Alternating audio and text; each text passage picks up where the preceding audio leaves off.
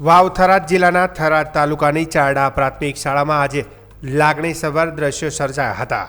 વર્ષો સુધી વિદ્યાર્થીઓના જીવનમાં પ્રકાશ ફેલાવનારા બે શિક્ષકોની બદલી થતાં માત્ર શાળા જ નહીં પરંતુ આખું ગામ ગમગીન બની ગયું હતું।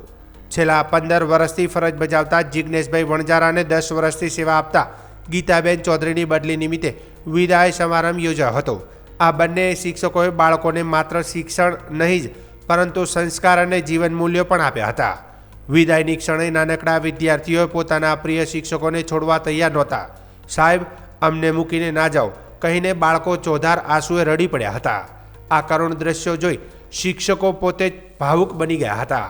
વાલીઓ અને ગ્રામજનોએ પણ આ પ્રસંગે હાજરી આપી અને લાગણી ભર્યા ક્ષણોના સાક્ષી બન્યા। આ ઘટનાએ સાબિત કર્યું કે શિક્ષક માત્ર ભણાવતો વ્યક્તિ નથી પરંતુ બાળકના જીવનનો સાચો શિલ્પી છે। ચારડા ગામમાં યોજાયેલા વિદાય સમારંભમાં શિક્ષક વિદ્યાર્થીના અતૂટ બંધનનું ઉદાહરણ બની રહ્યો છે।